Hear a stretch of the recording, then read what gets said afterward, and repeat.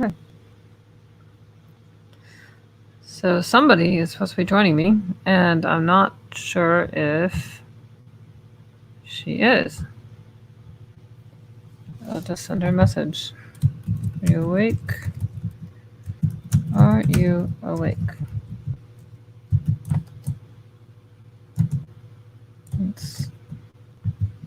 It's the time and dates we discussed.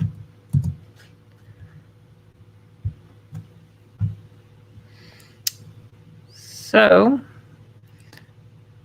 supposed to be interviewing at Degenerate thing who goes by Lapis. This person was recommended to me to interview. So we're going to give her some time. Other Philosopher King show. Did you get stood up? Philosopher King, if you can hear me, I don't know. We're going to find out. Also, Philosopher King, are you one of my in real life friends? I can't be sure because the name sounds familiar.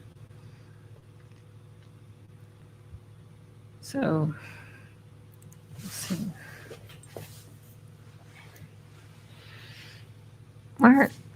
Okay, I've never done StreamYard. I'm going to be honest. I've never done StreamYard before. I've been invited to it. I've never actually hosted anything on StreamYard. So hopefully I'm not screwing up and someone's waiting to join. Well, you're super curious about seeing the two of us talk, but we'll see if she actually responds. So, let's see what I can do. Share screen. Screen sharing works best on a good computer. Use Chrome if you'd like to share audio to screen. Okay. Select window or screen. Firefox.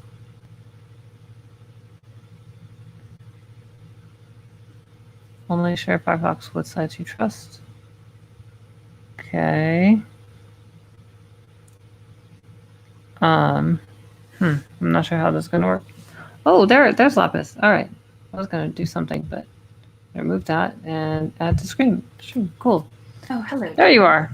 Hi. All right. I'm glad that you got the link and everything's good. Cool. Yeah. So tell me, how are things in California? Oh, I'm not in California. I'm just on California time. I live in the Valley of the Sun, regrettably, and that means that currently we are on Pacific time, and then when daylight savings hits, then we'll be on Mountain time. Oh, because, I see. Sounds quite difficult to keep track of. No, I mean, it's actually the opposite. It's for us, we don't do that spring forward, fall back bullshit like the rest of the country does. Oh, I see. It's wonderful. But what it does mean is that if we're interacting with people in other states or other countries, then it's a little bit more complicated. But I see. Yeah. And how are things where you are? In Ottawa. That's the capital of Canada where I live. It's extremely sweltering. If you see me sweating during this stream, it's probably because the temperature is about 50 degrees with humidity right now, and I live in a house without air conditioning. 50 degrees. Hold on. Give me a second to convert that. Celsius to Fahrenheit. All right, you said 50? 50 sounds like it probably would be hot. Yeah.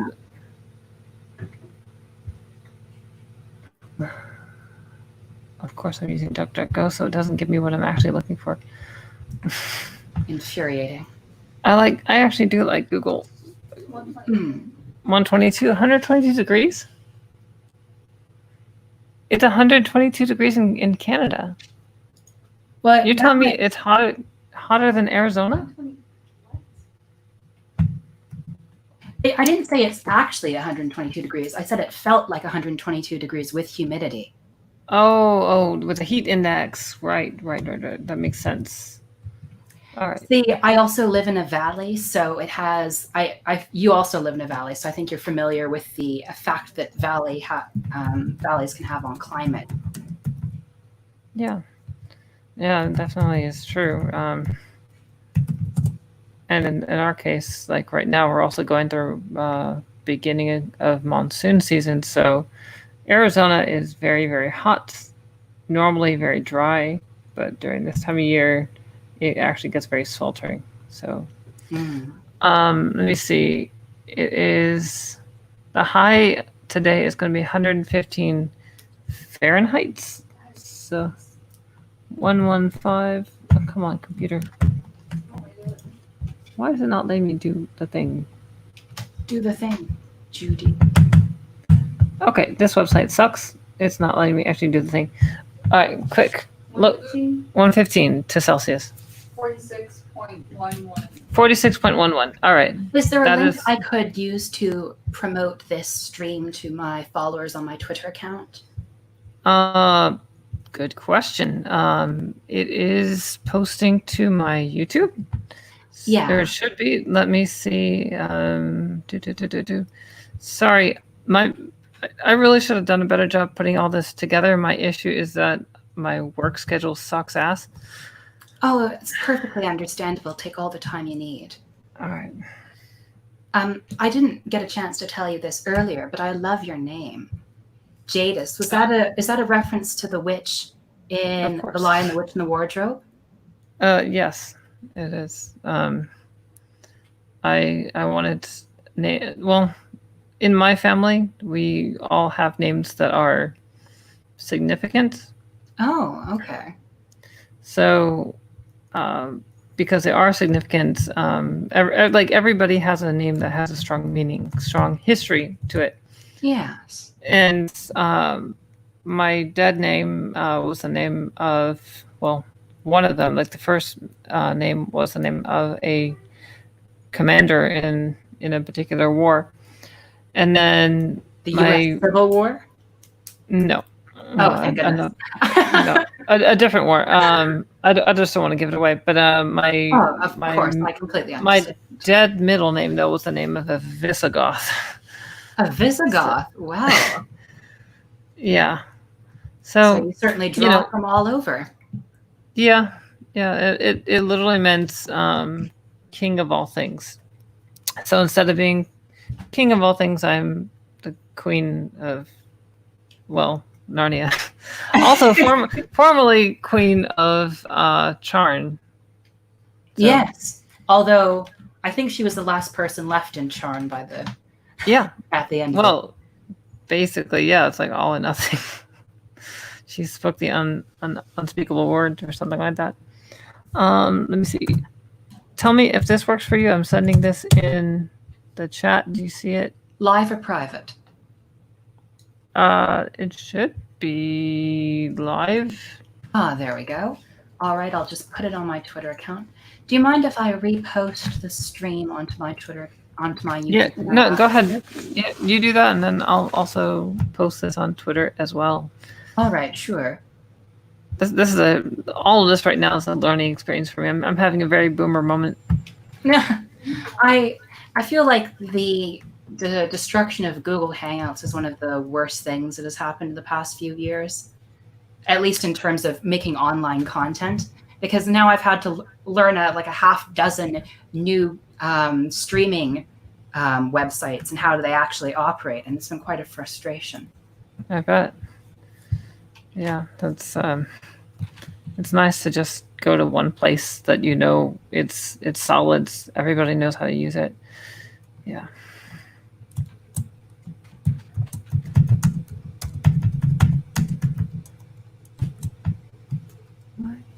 Delete that. Just so I can know for my Twitter audience, would you describe yourself as a classical liberal or just a gender critical feminist?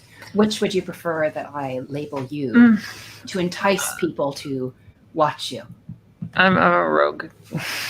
A rogue? Oh. Yeah, so there are things all right. My politics are there's a lot of things that I agree with when it comes to the gender critical. They make a lot of good points. For that matter, though, there are some things that I'll agree with that, like TRAs make points. Like I'm trans, so obviously I'm gonna agree with a lot of things that trans believe in, but there's a limit. There's absolutely a limit. And as far as like other politics goes, I'm very much of a closer to a classical liberal. I, however, don't think that taxation is theft. I don't think that's necessarily a classical liberal belief as much as a right libertarian one. Yeah, like I'm definitely libertarian. Like I'm closer to classical liberal libertarian in my beliefs. I just don't like. I love most importantly. I love the freedom to do whatever the hell you want as long as it doesn't hurt anybody else, right? And that's the so you're there.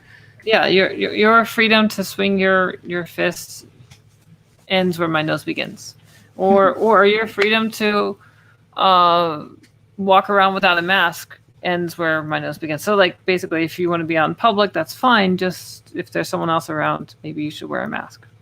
Then again, if they consent to it and say, hey, it's okay, I don't need to wear a mask, and it's not like someone else's private property. Or if you're just outside, I don't give a shit if you're outside and you're not too close. But yeah. I have mixed feelings about the whole COVID thing, actually. Well, like, we can discuss that in due time. I'm just putting the tweet together. I was under the impression that our main topic for today was going to be around the culture war, but we can if you so desire, because I have opinions on that. And I think it would be very interesting to hear what you have to say about that phenomenon, because there are so many different interpretations of it. Now, let's see. Okay. Let's...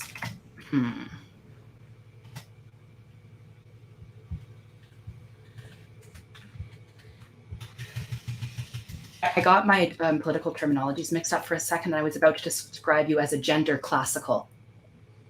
As a gender critical or classical liberal. Yeah. Then again, maybe I'm closer to gender classical in that I believe in the classic definitions of sex and gender, and even classical definitions of sexuality. One of the things I wanted to talk about today was an issue that came up yesterday involving redefining terms. Oh, sure. Yeah. We can talk about that, but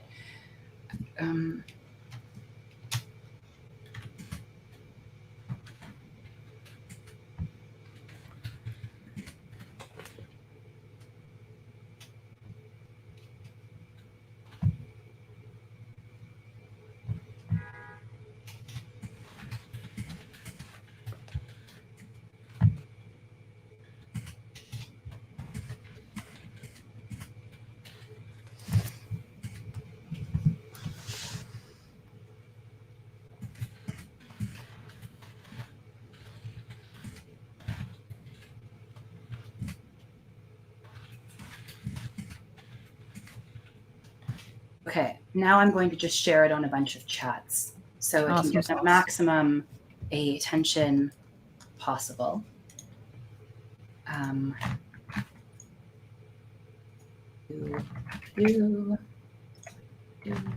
Sorry about this taking a bit of time to share, but I mean, I hope you can understand that I... No, you're fine. I mean, I doubt that you'd probably complain about more people seeing your stuff. Yeah, well, not many people see my stuff, so yeah. I'm not all that popular. Oh, you're decently popular. I think you've got a good 100 subscribers on me. Not that I really use YouTube very often, except for streams. And just... Well, yeah, you probably have more regular viewers, and also some of the followers I have are from years and years ago, where I did more videos that were more politically fashionable.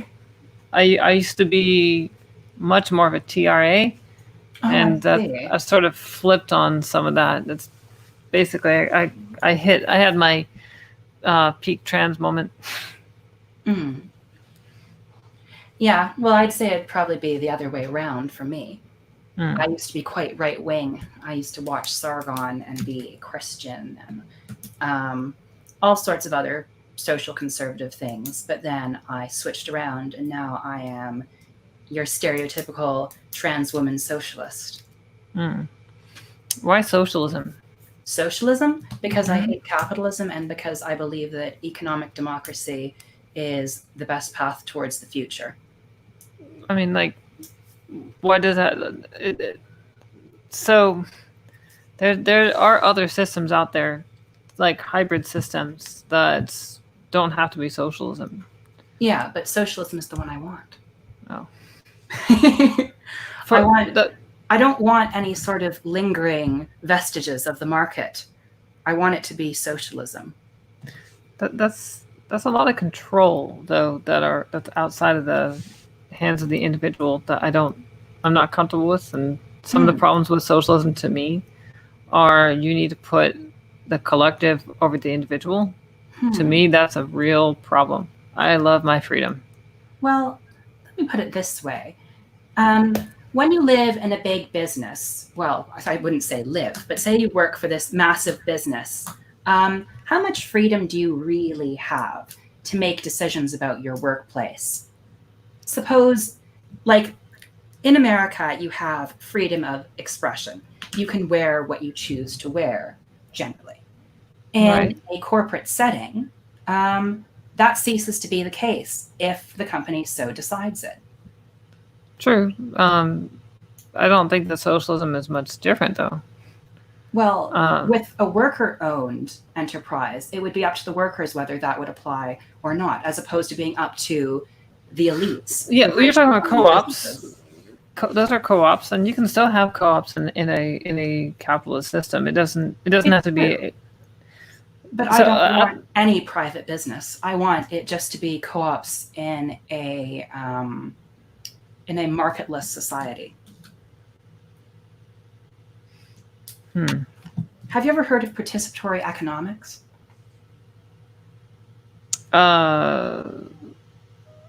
You get in what you put out. If you don't work, you don't eat. That's what it sounds like to me. But what is it exactly? Well, it's essentially living in a society where what is more important are the particular needs of people as opposed to their productivity. Yes, people can earn a greater amount through being more productive, but it's a society where fundamentally the economy prioritizes the needs of every particular individual, as opposed to just being like, oh, well, I see that you're disabled and I don't really care. I see that you're homeless and mentally ill and I don't really care. That sounds like a you problem. Well, I mean, hold on. Who the bloody hell is calling me? Give me 1 second. I gotta walk someone through something. Okay, no. I forgot there was. Do I have to go to the computer? Hold on 1 second. Yeah, you gotta go to your computer. Okay. Oh, can I use the one that's in the back? Yep, you can use the one that's in the back. Oh, okay. For calling you when you're off and everything. Yeah, I forgot. I was doing an interview at this time too. So. Oh my god, I'm so sorry. Do you want me to call you back in like 10 minutes or something? No. Just log onto the computer and I'll walk you through all of that.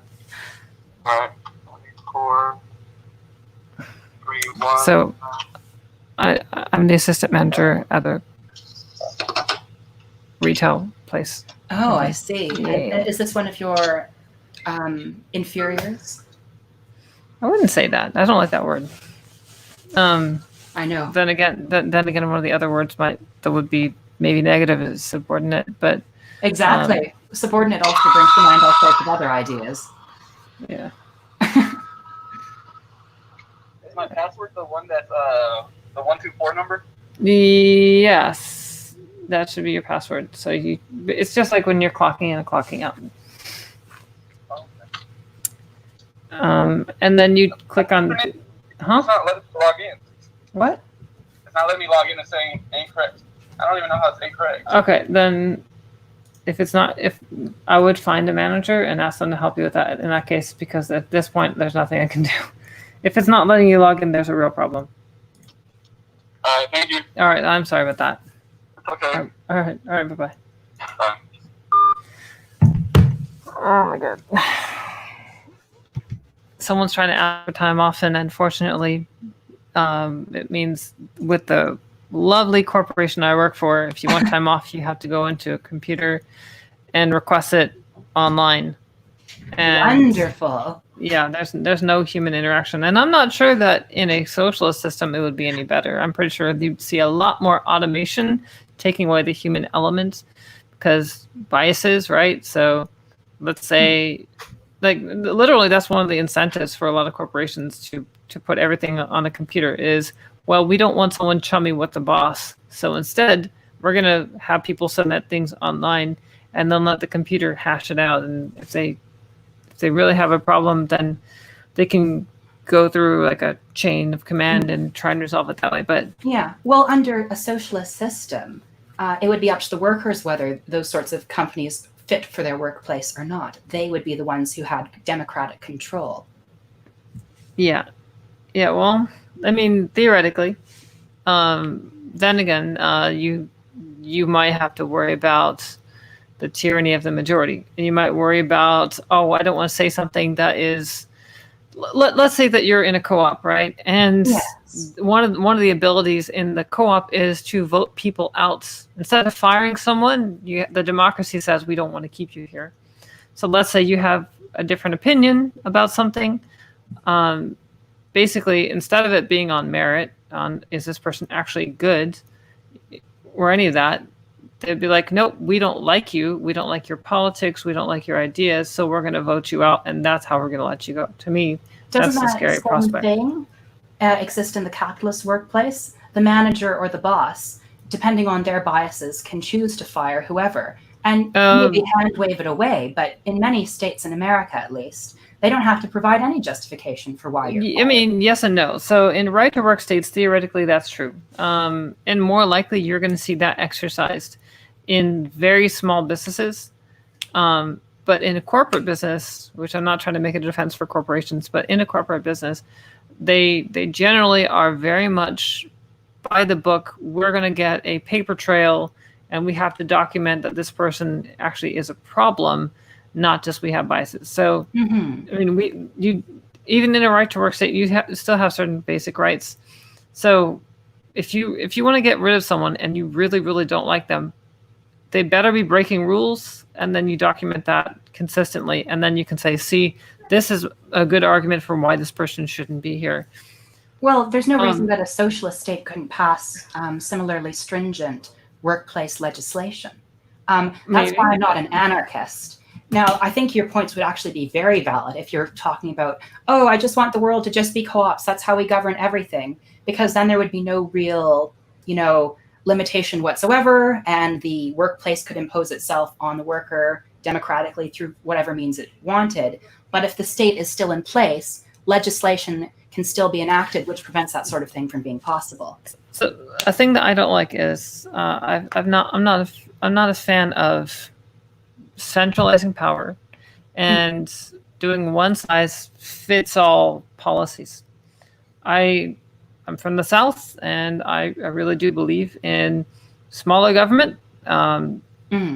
Try something out, what works in your city, and you basically, it scales up, but basically what works on the smaller scale doesn't necessarily work on the larger scale. So someone might end up saying, we're gonna change the way we do education, and they're gonna model themselves off of one particular school in some place, let's say Evergreen College.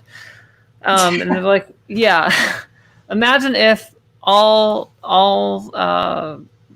colleges, all universities operated like that. Like, that's a scary situation. But don't large brands and private companies have similar potential to have one-size-fit-all solutions? Say you have a CEO who's based in LA, and they're like, well, I really think that this is a schedule that works best with the climate of LA. But then most of their employees live, let's say, in, I don't know, Mississippi, where the climate is much different, much hotter. But due to the power residing with the boss, the CEO, or his board of directors, their preferences and their lifestyle wins out over that of their workers. Now, if we were living under a socialist system, it would be less one size fit all, because the workers would be able to democratically decide, hey, you know what? I don't like the decisions that corporate head HQ is making. You know what? Let's make our own decisions. Let's set our own work schedule. Here's what works for us, and not necessarily following the example of Big Orwell and Big Tech. I'm not entirely against co-ops. I mean, I think that you can have co-ops even in a capitalist system. Yes. And some of the things that would keep some of those problems from happening is you've got different states, different cities have their own laws, own rules, right? So your corporation might want to do a one size fits all everywhere. And a lot of corporations do try to do something like that. They do try to be consistent. So, for example, one of my previous employers is set up so that it could operate as though there was a union in place, even where they don't have unions. So, theoretically, that works, and it can be a good thing. But what I see is a lot of corporations, they might want to do something, and they're like, well, actually, we need to make adjustments because they pass a different law in this state. For example, maybe they don't want to pay a living wage all on their own. But then the people of Arizona vote to raise the minimum wage to $12 an hour, and suddenly they have to change their models. Now they get a union. They didn't have a union before. Now they have to deal with the other factors. So they want to do what the corporation wants, but they want to do what the state and local government says they have to do, and then they still have to deal with the union. And it's a lot of adjustments to make, but what it means is there's almost no chance of it being a one-size-fits-all situation, and I'm fine with that. So but that's only when outside pressures confront the capitalist original intent.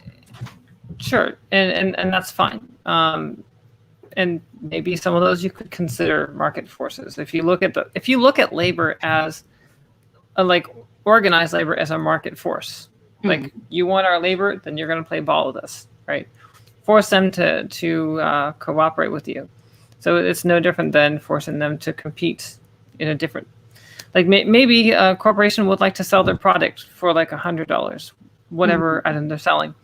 But then some other competitor comes out and says, you know what, we're going to sell it for $50. Now they have to lower their price in order to compete. So their hand is forced. Ideally, they would own the market, they dominate, and they charge whatever they want.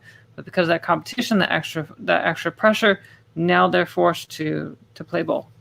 So I'm fine with that. I like competition, and I have no problem with those extra factors. I think we should encourage those extra factors.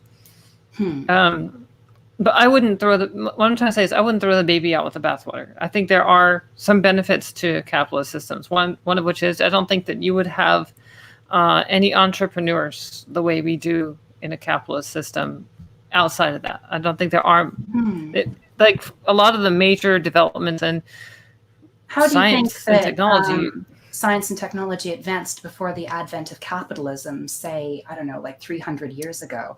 Wage labor was really not quite commonplace. Now, I think you could probably make a good argument, and most Marxists do, that capitalism is a very energizing economic system, let's say. It does encourage people to come out with new ideas, but it's not true that entrepreneurship and technological I can't really think of the word right now, let's say gumption, didn't exist outside of a capitalist system. I mean, obviously, there needed to be all of these other economic systems in order for capitalism to ever have a chance to develop anyway. So I would say capitalism was actually invented in the Middle Ages. And a lot of that came out of Italy. And I think it was the Venetians that even invented, stocks. So, yeah. But so they had the capital, they had a lot of money because of trades, and because of that, they were able to invest in large projects. So suddenly you see Baroque churches coming up. They never had that before, but now suddenly they have all this money, so they can invest in these huge projects that they couldn't before. So it's the accumulation of wealth that allowed them to do that and allow them to sponsor new things, that develop new technologies. And there was a pretty big boom in industry that started around the time of the Middle Ages. It's why it's considered.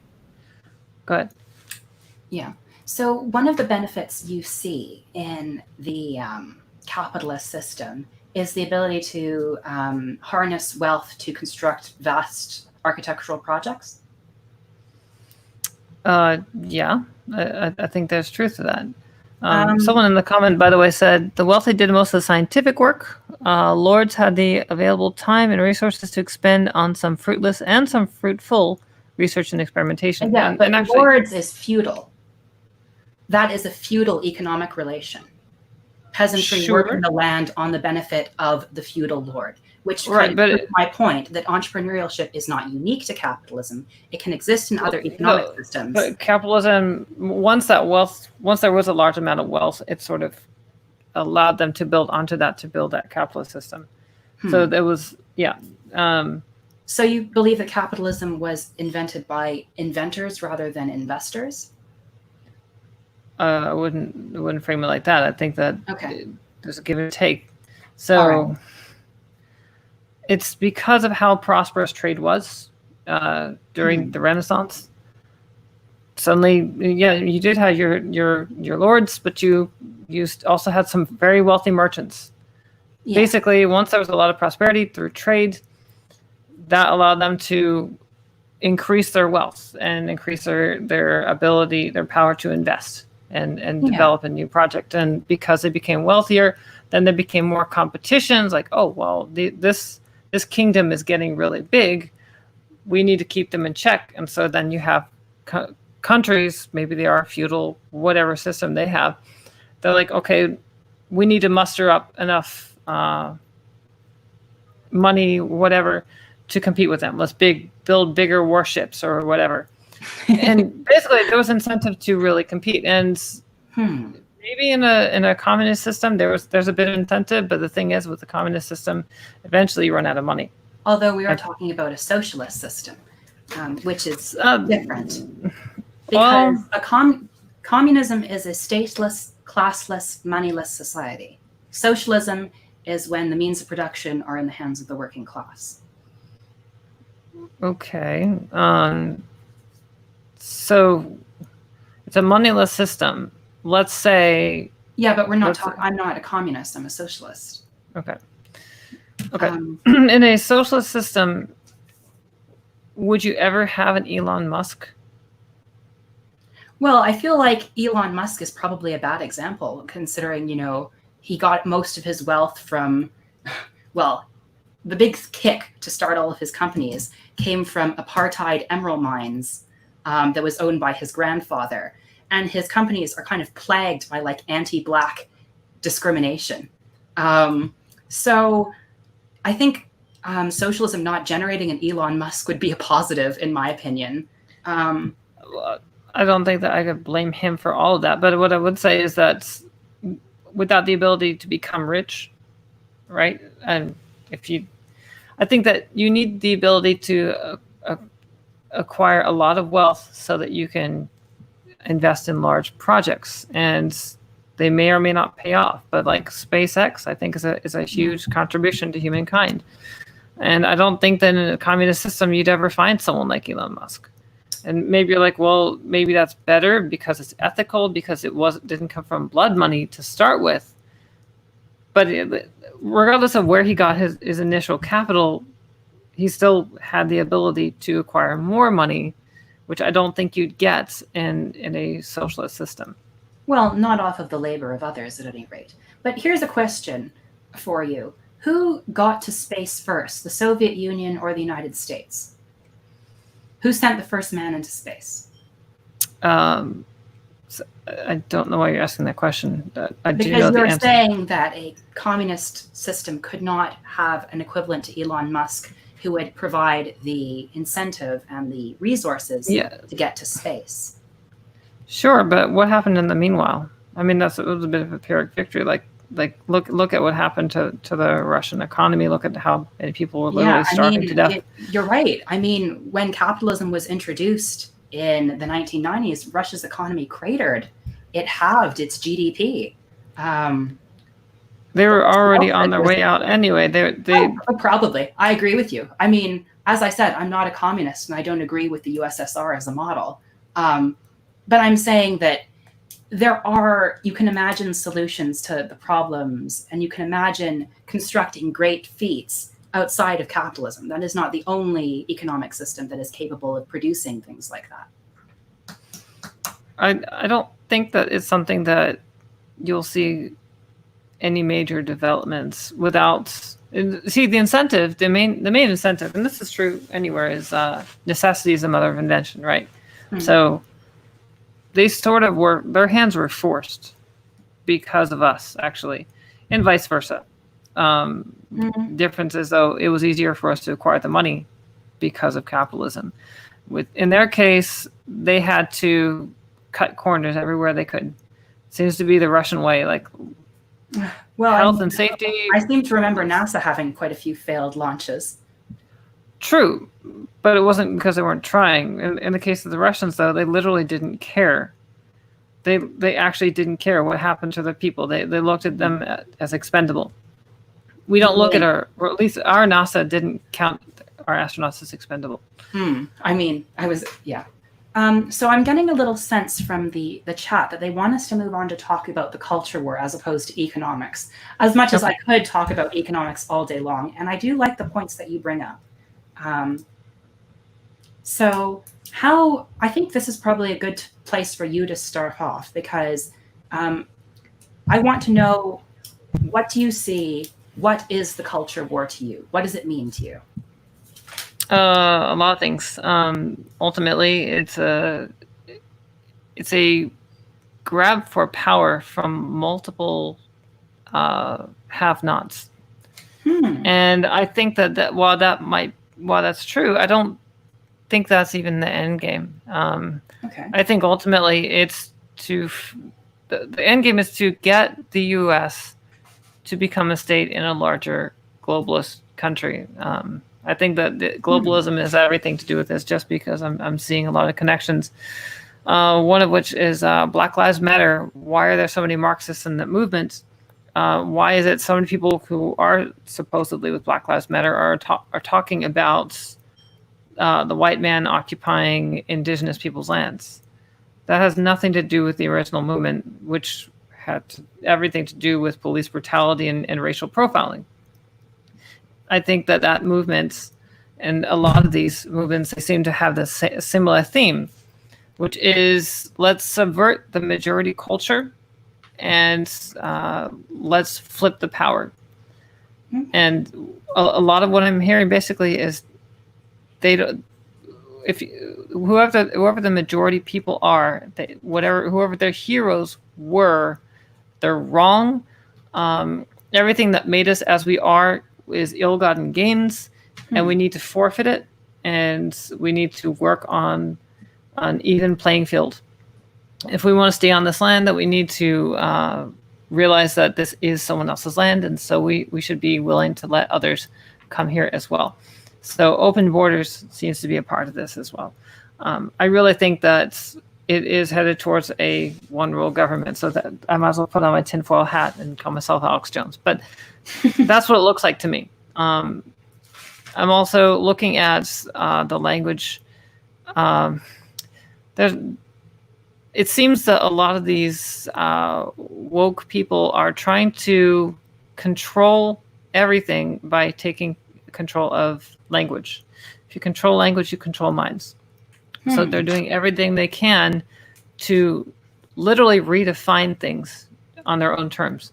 Even using words like racism, like where someone's not actually racist, well, suddenly they are because they changed the definition. Where someone isn't racist because they changed the definition. Where there's no such, you can't be racist if you're a minority because racism is prejudice plus power. That's change. That's moving our goalposts. Is changing the game. It's a sleight of hands. And ultimately, I think it is to gain power, change who's representing. Even though you're in the majority culture, your culture is wrong. So let's show you a different figure who is intersectional and is representative and inclusive of everybody. And my concern is this inclusion of everybody means everybody in the whole world, where we need to consider the needs of the world even before ourselves. And you know what? I think that's wrong. I think it's perfectly human and natural to put your own people, even on a nationalist level, before you put anybody else. That's how you define as your own people. My own people is Americans, people like actual Americans, people who they went through the process to immigrate properly, or they were born here, but actual Americans. I don't believe in open borders. But Americans of every class and creed and all Americans. Okay. Yeah, all Americans. So this isn't a more kind of exclusive version where it's, well, no, what I actually mean American, I actually mean Christian, I mean white. No, I don't think most people even think like that. Well, that's interesting because the term you're using, culture war, comes from people who do think like that. Have you ever heard of Pat Buchanan? Yeah. Okay, so the person who came up with the term in the American context is James Davison Hunter. And his argument was the culture war was a divide between kind of religious traditionalists who wanted America to remain a quote unquote Judeo-Christian country that subscribed to its values, and people who believed in secular humanism, that they wanted to liberate the individual to do what they wanted and to have a society that was free from prejudice. And he saw that as, two diametrical forces that were opposing each other in American politics. But when the term culture war really kicked off was a speech at the Republican National Convention. Now, Pat Buchanan challenged George H.W. Bush quite successfully to in the primary, but he was ultimately defeated. So this was his speech to encourage Republicans to unite together. That's what he said. The agenda that Clinton, referring to Bill Clinton and his wife Hillary, would impose on America: abortion on demand, a litmus test for the Supreme Court, homosexual rights, discrimination against religious schools, women in combat units. That's change, all right. But it's not the kind of change that America needs. It's not the kind of change America wants. And it is not the kind of change we can abide in a nation that we still call God's country. Now, sounds like bog standard conservative talking points from the 1990s, right? Well, it goes further than that. My friends, this election is about more than who gets what. It is about who we are. It is about what we believe and what we stand for as Americans. There is a religious war going on in this country. It is a cultural war, as critical to the kind of nation we shall be as the Cold War itself. For this war is for the soul of America.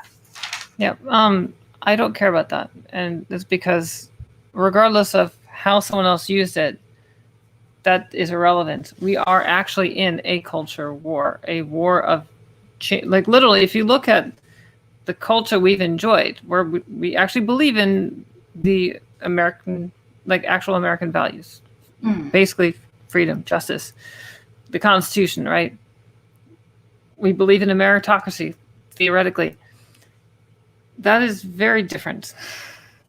So I don't think that we're talking about the same thing. Like, look at it like this. You can have a civil war. If we talk about a civil war, or if I said we're in a civil war, we're like, well, are you talking about the Civil War of the 1800s? No. No, I'm not. I'm talking about a very different civil war.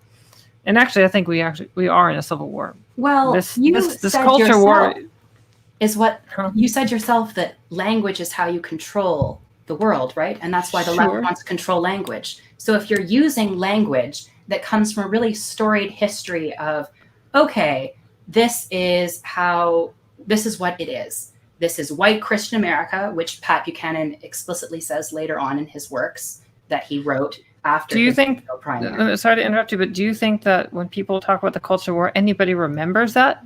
I don't. Yeah. I don't think that definitely not my generation remembers anything about that. I'm lucky if my generation even remembers the Clinton era at all. Really? When you That's talk about the quite culture, interesting. yes. Well, I'm sorry, but Americans don't seem, well, especially millennials, don't seem to care that much about history. So that's irrelevant. It is a culture war. It's not the culture war that we're talking about from any of that. This is a completely separate thing. Well, maybe it's got some of the same origins, like literally some of the same actors, some of the same agendas. Maybe like literally you've got LGBT lobbyists out there. So yeah, they were lobbyists then, they're lobbyists now, but those lobbyists now are very different. They don't care about just living your own life, love is love. No, these people are very insistent on, you're going to accept our culture, our queer culture. You're going to accept our new queer definitions. And those new queer definitions completely contradict everything you thought you knew. Man isn't a man anymore. Woman isn't a woman anymore. Homosexual can't say homosexual anymore because that's offensive, because it's trans exclusive. Okay, you've identified a lot of systems. You've identified a lot of symptoms, rather. There are people who are saying these things. They exist. Now, in order to have a culture war, you need an antagonist. Would you say that the antagonists in your culture war would be cultural Marxists? You do have cultural Marxists, absolutely. But you have a lot that go into it. So you got your cultural Marxists, you've got your postmodernists, you got a lot of nihilists too, actually, that are involved in this. A lot of actors in there. A lot of the motivation I'm seeing for people to even change anything are people that are reacting to a system that isn't working for them. They feel disillusioned. They feel isolated, alienated, and part of that is growing up in internet culture where we don't socialize properly anymore. So they feel like there's no real sense of community. So they end up finding a community online, and that community is an echo chamber, and it radicalizes them. And you don't see anything like this going on the right. No, you do, but I don't see the drive to change the culture so much on the right. I do see a lot of the radicalization on the right. It's not nearly as pervasive, and a lot of that is it precedes even this internet age. Like the postmodernists, the intersectionalists, the critical race theorists, they've existed for a while, but they've really started to come to power in recent years. And it's like the last 10 years, it's really exploded. And people have noticed it. They've absolutely noticed it. And part of it is, honestly, the internet makes it very easy to radicalize people. And then also the way they've changed the school system. A lot of these colleges have increased their administration, changed what kind of equity policies they want to have. So it's led to, well, them becoming more extreme. Or like, if you followed anything about Evergreen, you know that Evergreen didn't used to be that way. So, well, I think that right now I was more concerned with, Donald Trump threatening to send in the military to shoot down protesters and the college crazies from 2017. But maybe I just have the wrong priorities. When you use the term cultural Marxism, are you familiar with its origins?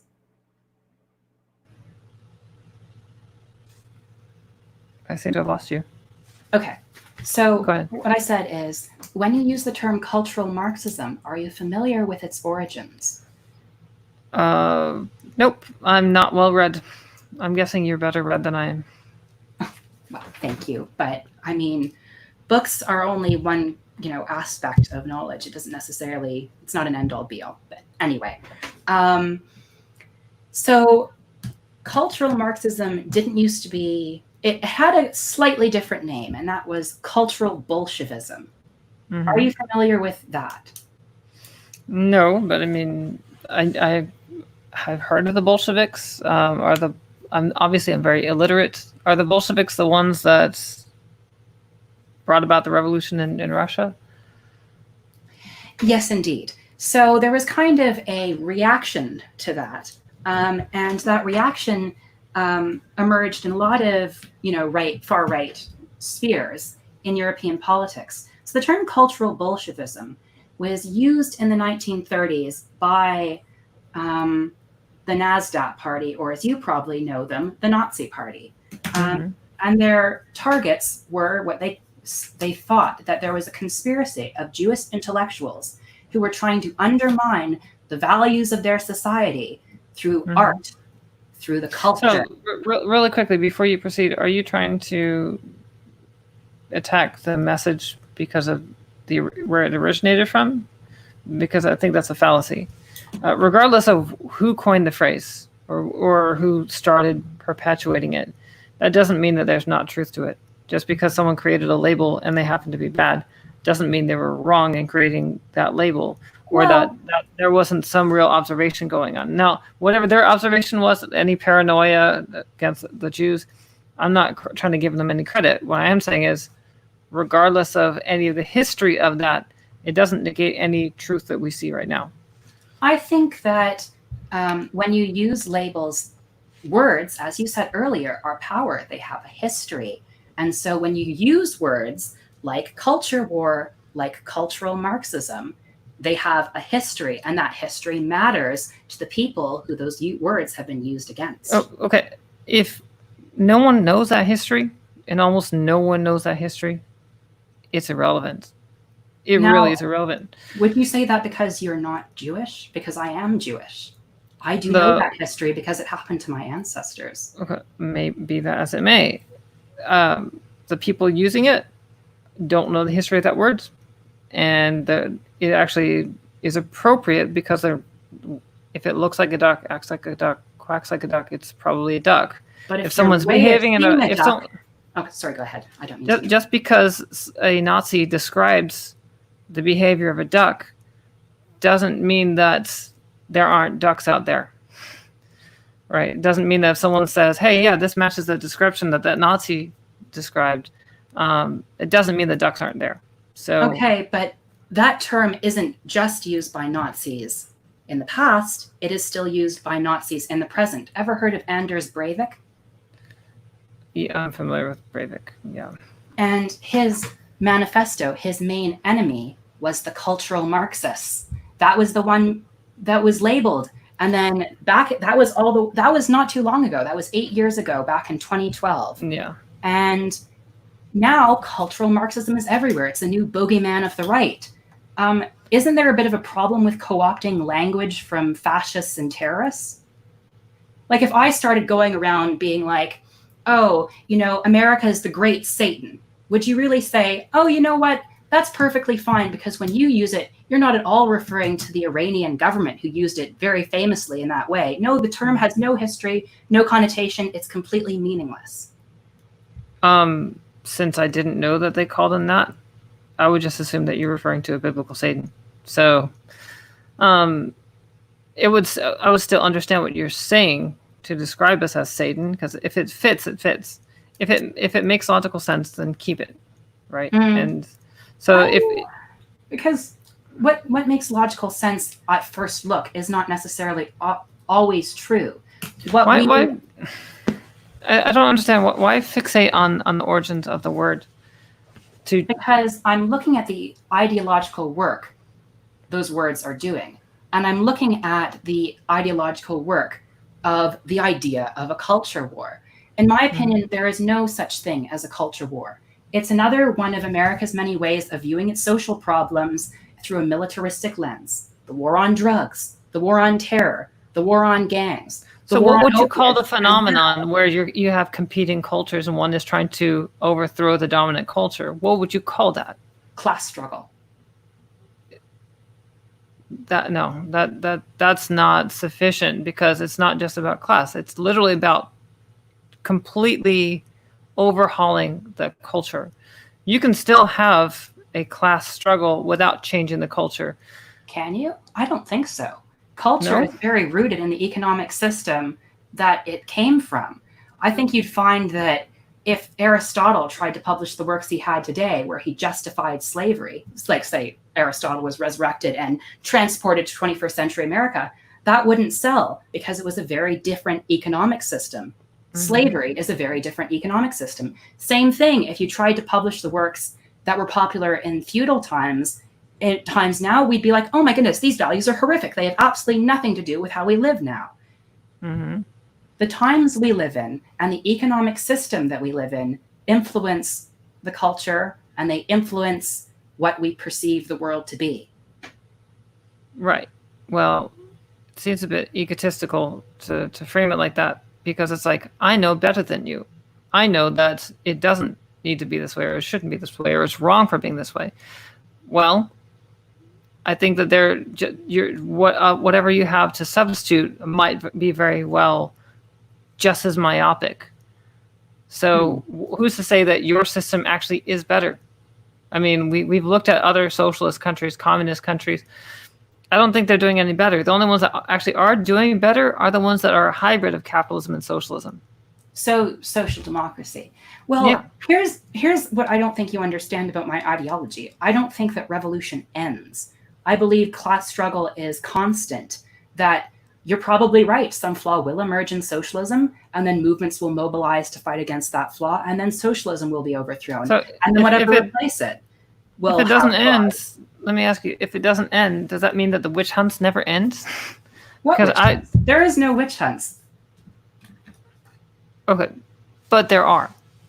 There actually are. You literally have people trying to root out those in positions of influence and positions of power on an ideological basis. I've seen it.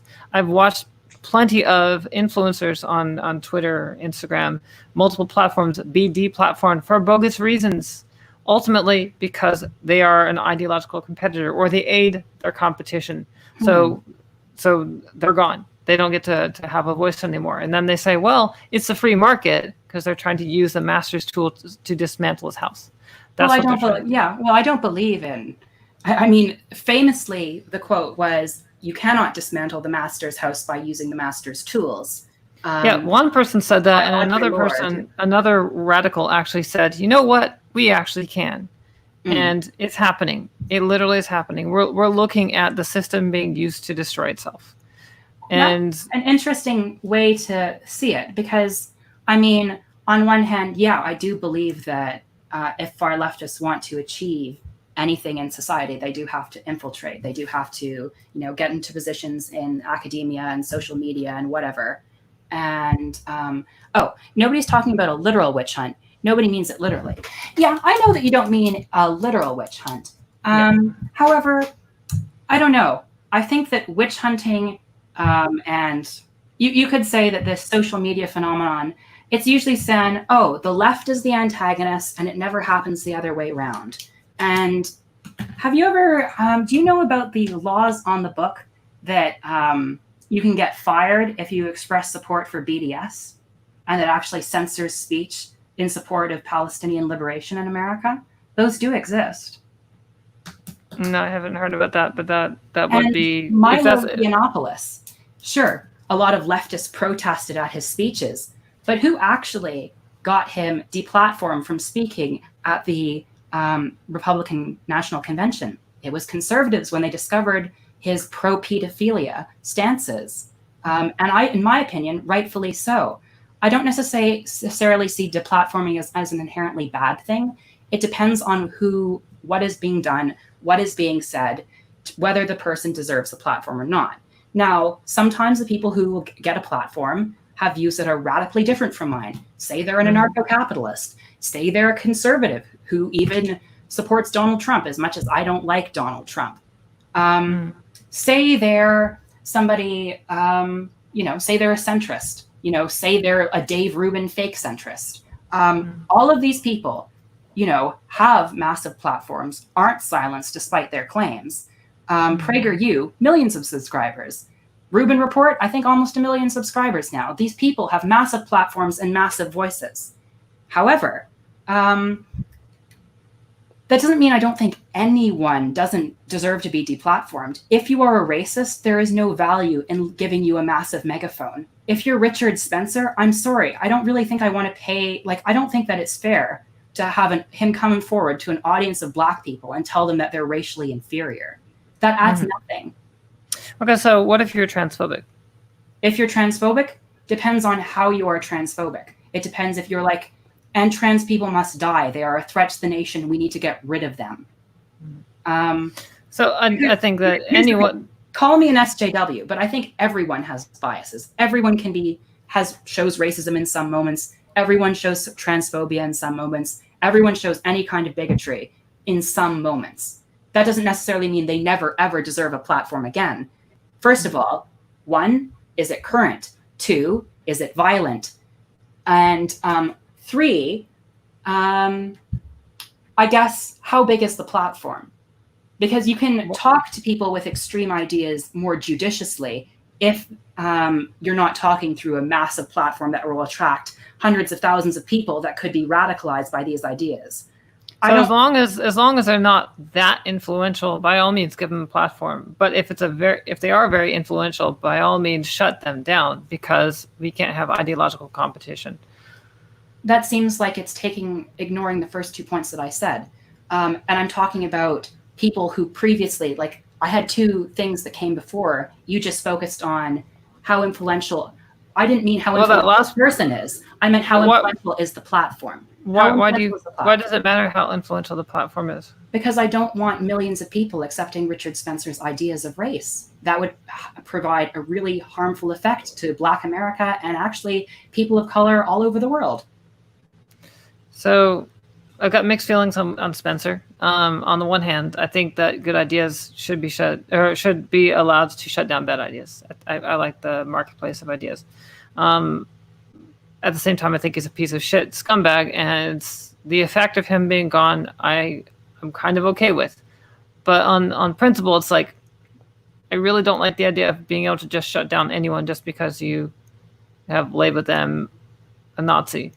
And yeah, you can actually call him a Nazi, but I've also seen people accused of being Nazi. Plenty of people being accused of a Nazi who are nothing in any way like a Nazi at all. Have you ever heard it the other way around? Wow, this person seems really anti-Semitic. They support Palestinian liberation. Wow, this person's a race baiter. We don't want them here. That will sow division. It cuts both ways. The ones that actually have the power to deplatform, it seems, for the most part, are the left. And it's because the left has infected the big tech platforms. So they've got special committees, diversity committees, and they're all about inclusion and all that. And if you're not woke, well, tough. You better shut the fuck up. Otherwise, you're not going to stay much longer. So, haven't you heard that Google has scrapped its diversity policy because they felt, oh, well, no, this is targeting conservative white males. I feel a bit uncomfortable with having equal representation in the office. Actually, no, we don't want to affect conservative speech, so we're going to lay off on that. You think that might have something to do with the lawsuit that was proposed? I think so there you go. The right has the power to create lawsuits and force one of the biggest tech companies, if not the biggest tech company in the world, to have right-wing ideas instead. They don't have that cultural power, though. The actual leverage is on behalf of the woke left, right? So literally, a last resort is, okay, let's take down Google. No conservative, so-called conservative, no one in Washington really wanted to take down Google because they probably get paid by Google. They probably rely on Google. And actually they do. A lot of candidates, doesn't matter if you're left or right, really do rely on Google. So they don't want to take it down. That's why we don't want money in politics. I mean, and I'll give you that. That's a fair point. I don't like the idea of money in politics either. And honestly, I think that we really need, like, I like Bernie Sanders' idea when it comes to campaigning. And I like allowing anyone to compete, like walk on stage with Democrats. If they've actually got enough people to qualify, enough support to qualify, they should be able to debate. I don't like that Jill Stein was excluded from the debates pretty much every time she's excluded. I Tulsi Gabbard, she was excluded because she didn't have enough. So I don't like it. I think that they play games. They say that you don't have enough support or you don't have enough money. Get rid of the money and just have a base level of support. And even if that means you get 100 candidates or 1,000 candidates, okay, fine, create a tournament. I think that, yeah, we're in complete agreement there. So I want to go with this person's comment. Yeah, look at Reddit's purged. A lot of the things that were purged were far left accounts. Chapo, Trap House, Cumtown, those were both two of the biggest far left subreddits on Reddit. But there were also a lot of right-wing ones, a lot of very influential right-wing ones, the ones that might actually affect the election because they were very much in support of Trump. You also have those that are not in line with the woke agenda. So, for example, D-Trans was recently brought back, great for them, but you still had Gender Critical was shut down. Yes. And Gender Critical is important. I absolutely support Gender Critical. Does that mean I agree with everything that the Gender Critical feminists say? No. You could say, well, they were shut down because of violating these rules. Well, maybe not. I don't necessarily agree with those rules, and I think that there's this inconsistent enforcement when it comes to these rules. So, if you're arguing that I believe that social media companies should go around censoring everybody willy-nilly, you have to remember that I don't believe these companies should have that power at all because I am a socialist. I do not believe in companies. I do not believe that these companies should be able to do that. So you're arguing against... I don't believe that we'd be even communicating right now if not for a lot of these companies. I believe that these companies, these platforms could be managed by the collective just as well as by private entities. So we'd be taking advantage of someone else's work. Someone else created what we need to make this work. But that ingenuity, that innovation, it wouldn't be there. We'd probably be satisfied with what we had. And we'd need a driving force, something to motivate us outside of our system to make that actually work. So all we could do is milk the prosperity for as long as that lasts from someone else's old system. That's interesting. What is the biggest online dictionary in the world? What is the biggest online source of information? Why don't you just tell me? Wikipedia. Now, is Wikipedia privately owned? I would say no. I don't know how much of that is actually true, though. I don't know where the money comes from. I don't know how much influence private money actually. It's done by volunteers who aren't paid a cent. And is that true? Yes. How do you know? Well, you can look it up yourself. Do you want me to link the information for you? I'm happy. You said they're not paid a cent, so it's volunteers. Okay, it's volunteers who edit the articles. The website still costs money, and that comes from donations from the people who use the service. Right. So the volunteers that contribute to this may very well be paid from some other source, just not from Wikipedia. And yeah, I know that Wikipedia does ask for donations. I don't know outside of donations where any money comes from, and I might be interested sometime to look into who are their major donors and who stands to gain the most from Wikipedia existing. I know that we collectively absolutely do benefit from it, but then again, I am also very concerned about concentrating information into key locations. One of which is Wikipedia, another is Amazon, which I'm sure you'll agree is very dangerous. Again, this is where I'm anti-centralization. So you centralize. I agree with trust busting, so there's no real disagreement here. Right. Well, this is the problem is when you concentrate power in one place, it's very dangerous. And Amazon is one of those places. Then again, Wikipedia may very well be as well. I don't know enough about that. Well, I wouldn't necessarily say it's very powerful, considering it's mostly just a repository of information collected by like tens of thousands of different editors with vastly different political beliefs. I don't think many of the people who are contributing to Wikipedia probably don't see eye to eye on anything. And that's fine, because that is a free and open forum and is existing in the absence of a lot of monetization. Sure, they ask you, hey, can you give us $3 so we can keep our page running so we can pay the costs of that? But that's it. And I think that's beautiful. I don't think that we necessarily need to monetize every inch of our lives. Well, I mean, I wouldn't make the argument that you need to monetize every inch of your lives either. I don't think that's essential. But I do think that the system that we have, it definitely needs revision. So I'm not saying capitalism is the greatest thing in the world, but I do think that there is a lot of work to be done, and some of that work, it can't be socialism. I don't think that socialism is the way to go. Like I said, I don't like concentration of power, and that's what it ends up doing. So yeah.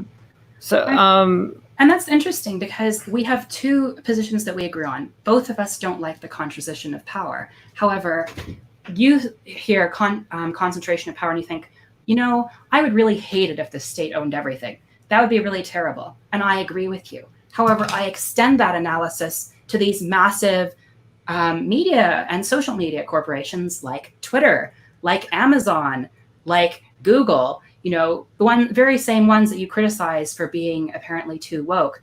For me, they are not left in any sort of way. I mean, maybe a bit neoliberal, in that they probably would like it if Joe Biden won because, Donald Trump is, he seems to be kind of in the conservative mentality that, yes, social media is biased against conservatives. It hates conservatives. And he wants to push back on that. Meanwhile, Joe Biden, he's their candidate. He's the one they've bought. He's the one they've paid for. So obviously these giant social media conglomerates are going to like him more. But I don't believe in the giant social media conglomerates. I don't believe that they should exist in their present state. I believe they should be trust busted, and I believe they should be worker owned because I don't believe in the centralization of power, even under private individuals. And I think that some of that sounds okay. I just don't think that it needs to be the way to go. I think that maybe it should come up to scale. Maybe you can have a private business, but you can't have a private business that has more than a certain amount of employees without those employees being invested in it, having a co-op. That sounds fine. And so it's balance. That's my thing. So look at the scale, and small businesses, actual small businesses, can be privatized. I have no problem with that. I don't like this. Just the things that I see about socialism is they have this tendency to force everybody onto the same page. I don't necessarily like that. I like diversity in the workplace, and I mean like diverse systems, actual diverse systems. Concern, like the biggest concern I have is I don't like monocultures. And I think that a monoculture makes you vulnerable to eradication, kind of like the potato famine, right? I think that if you have multiple systems out there, have their own thing going on, what worked for them might help prevent them from succumbing to something that's happening somewhere else in the country. So you need systemic diversity is what I'm saying. Maybe I might be losing you with this. No, I mean, I believe in a certain amount of systemic diversity because I believe in both state and cooperative ownership existing side by side. And also, this is somewhat of a controversial opinion. I don't mind if you are kind of like, if you are your only employee, like if you are a business, like let's say you start a business and you're the only person working there. I don't see that as inherently exploitative. Of course, the market has its problems, and I'm also very, very critical of the market, and that's probably a point where we disagree a lot. But I still think that the main problem I have with capitalism is centralization of power, and it's so. I'll agree with you that capitalism does have that tendency to do exactly the same thing that socialism does. I think that they're ideological equals, and that they effectively achieve a lot of the same things, although one is better at it than the other. And what I kind of believe is every now and then you need to, it's like, economically speaking, it's like the system is too basic So you need to add a little acid into it, and then if it's too acidic, you add a little base to it. That's how I feel. What you're basically advocating for is a hybrid economy. Yes. Where, sure, the state has some functions. It can help pay for roads. It can help provide policing services, firefighters, what have you. However, private enterprise also plays a role. Mm-hmm. It provides services and consumer goods. Yeah, and I don't believe in a totally free market, but I believe in a free market. Or you might say a freer market. Sure. Just not a completely free, unhinged, no regulations. Libertarian fever dream. Yeah. So I can be very libertarian. I'm just not going to go all that way. So no free market for children. Yeah. And I wouldn't be an anarcho-capitalist. I think that capitalism can get too far. And there are idealists that say that capitalism would never go that far. It would never turn into basically one giant monopoly. They wouldn't wipe out competition. Capitalism loves competition, and that's really not true. Capitalism hates competition. Mm-hmm. Then again, I don't think socialism cares for it either. So I don't think they're either are good. I think you need something that is a balance between both. Well, I think that's a pretty good spot to end our conversation. I've really enjoyed talking to you, Jadis, because I have found the ideas that you have challenging. I like talking to people who have views that are to my right. I mean, pretty much everyone I talk to is to my right because I am so far left. But I still enjoy it. And I hope the takeaway from this is, even if, you may find me to be insufferably woke or an SJW or whatever, I will still give you the time of day. I still want to talk to you. I still want to hear what your problems with me are and what your problems with my ideas are. And I want to have a conversation where we can both learn things from each other. Well, that's fair. At least you're willing to have a conversation. I can say that a lot of leftists don't. They don't care about conversations. They'd rather just shut down the opposition completely, silence them, because their voice is just going to spread evil, right? So they would rather just be like, nope, blocked, muted, reported, deplatformed them. Yeah. So at least you're willing to have that conversation, and I appreciate that. Yeah.